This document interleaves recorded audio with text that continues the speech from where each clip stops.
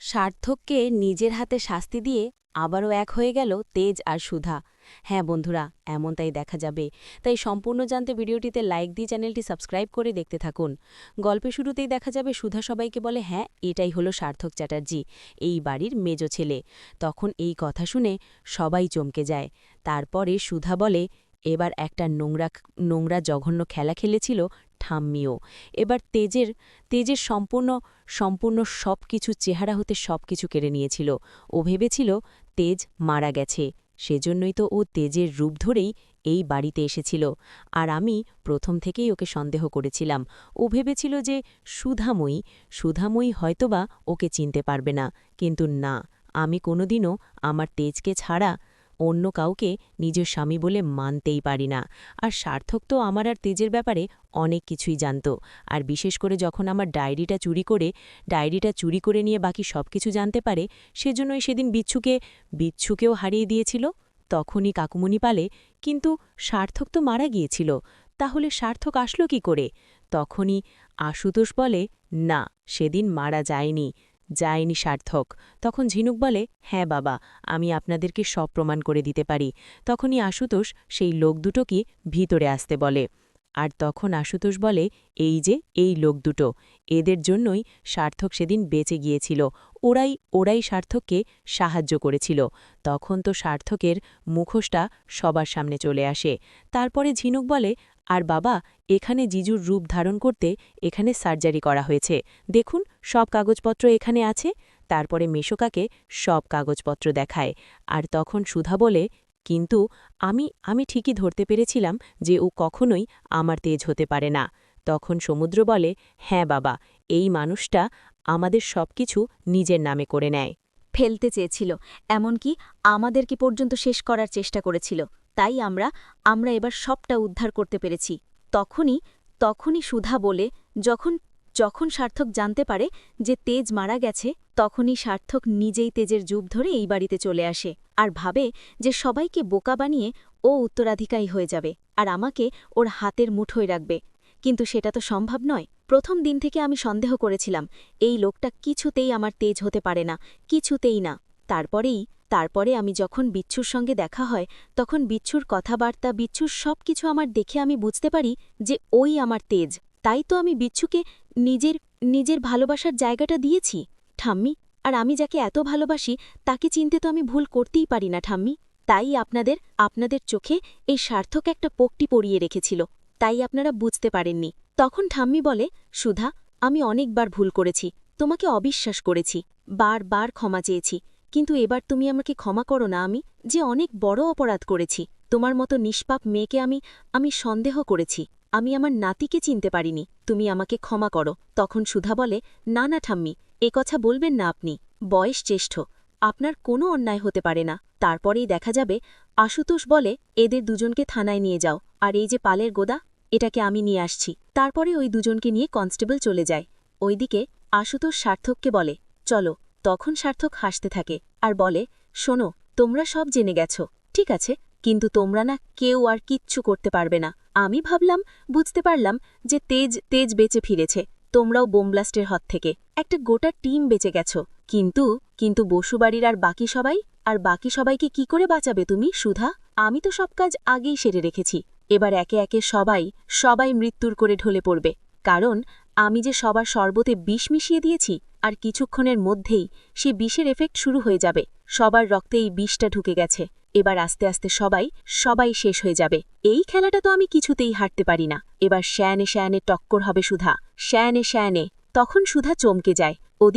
ওদিকে তেজের মা সহ সবাই অবাক হয়ে যায় সার্থকের কথা শুনে। তখন সার্থক বলে, এবার তুমি তোমার পুরো পরিবারকে কি করে বাঁচাবে? তুমি যে কিছুতেই বাঁচাতে পারবে না। আমার হাত থেকে কেউ বাঁচবে না, কেউ না, সবাই মরবে। কারণ সবাইকে আমি এখানেই মেরে ফেলব, সবাইকে শেষ করে দেব আমি, শুধুমাত্র আমি থাকব, কারণ এই খেলাটা আমি কিছুতেই হারব না, কিছুতেই না। ওদিকে তরি ঘুমিয়ে আছে। তখনই দেখা যাবে এই বলে সার্থক হাসতে থাকে আর বলে, এবার তো কাউন্টডাউন শুরু, এবার কয়েক সেকেন্ডের মধ্যেই সবাই শেষ হয়ে যাবে। তখনই তেজ সার্থকের দিকে তাকিয়ে থাকে। তারপরেই কাউন্টডাউন শেষ হলেই সার্থক দেখতে পায় কারো কিছু হয়নি। তখন সার্থক বলে, কি ব্যাপার, কারো কিছু হলো না কেন? বিষের এফেক্ট এখনো শুরু হলো না কেন? তখন তেজ বলে, তোমার সেই প্ল্যান আমি আরও আগেই ভেস্তে দিয়েছি সার্থক। তুমি যে এরকম একটা কিছু করতে পারো সেটা আমি আগেই বুঝতে পেরেছিলাম, তাই আমি বিশেষ জায়গায় গ্লুকোজ দিয়ে দিয়েছিলাম। তখনই তরি উঠে আসে আর বলে, মাম্মা তুমি চলে এসেছ? তখন সুধা বলে, হ্যাঁ মা, এই দেখো তোমার বাবা চলে এসেছে। তখনই সার্থক তরিকে ছিনিয়ে নেয় আর বলে, কেউ সামনে এগোবে না, তাহলে তরিকে আমি শেষ করে দেব। এই বলেই বন্দুক ধরে নেয় সবার হাতে। তখন আশুতোষ পুলিশে ফোন করতে গেলেই তখন সার্থক বলে, একদম না, একদম ফোন করা যাবে না, তাহলে কিন্তু তরিকে আমি শেষ করে দেব, কেউ এগোবে না। তখন সুধা বলে, আমি তোমার কাছে হাত জোর করে বলছি সার্থক, আমার মেয়েকে তুমি ছেড়ে দাও, মেয়েকে তুমি ছেড়ে দাও। তখন তেজ বলে, সার্থক তুই তরিকে ছেড়ে দে। কিন্তু সার্থক কিছুতেই তরিকে ছাড়ে না।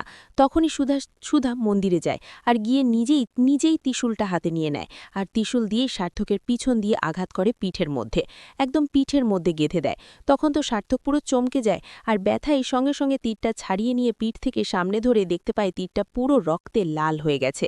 তারপরে সুধা তীরটা আবারও সার্থকের হাত থেকে ছাড়িয়ে নেয় আর ওইদিকে তরি চলে যায় দৌড়ে জ্যোৎস্নার কাছে। তারপরে সুধা বলে, এবার আমি নিজের হাতে পাপ বিনাশ করব, এই বলে লাথি দিয়ে সার্থককে নিজে ফেলে দেয় আর সঙ্গে সঙ্গে নিজে পা দিয়ে বুকে চেপে ধরে সার্থকের আর বলে, যুগে যুগে মেয়েরাই এই পাপের বিনাশ করেছে, তাই আজকে তোমাকে আমি শেষ করলাম, এই বসু পরিবার থেকে সারা জীবনের জন্য তোমাকে আমি বিনাশ করে দিলাম। তখন তো খুশি হয়ে যায় সবাই।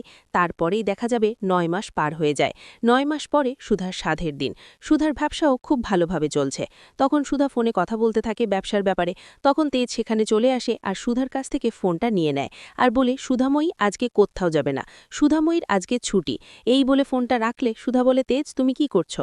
তখন তেজ বলে, হ্যাঁ, আজকে তুমি কোথাও যাবে না, আমাদের ব্যবসার সবকিছু ঠিক আছে, বুঝতে পেরেছ? আয়নার সামনে যাও, চোখ বন্ধ করো। তখনই তেজ সুধাকে একটা গয়না গিফট করে। তখন তো সুধা দেখে খুব খুশি হয় আর বলে, এটা তুমি আমার জন্য এনেছ?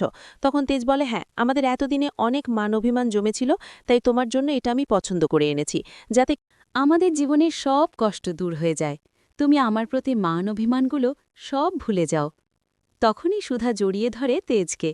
ওদিকে দেখা যাবে থাম্মিরা সবাই মিলে প্রার্থনা করতে থাকে আর বলে, তুমি এভাবেই আমাদের পরিবারটাকে ভালো রেখো। তখন চুমকি বলে, কিংসুকের মতো খারাপ মানুষও ভালো হয়ে গেছে, আমাকে আমার অধিকার বুঝিয়ে দিয়েছে, এবার শুধু আমার মায়ের সুস্থ হওয়ার পালা, তুমি দেখো সবাই যেন ভালো থাকে। ওইদিকে ঝিনুক আইসক্রিম খেতে থাকে। তখন সমুদ্র বলে, তুমি আইসক্রিম খাচ্ছ? তখন ঝিনুক বলে, না তো। তখন সমুদ্র বলে, তাহলে এটা কি?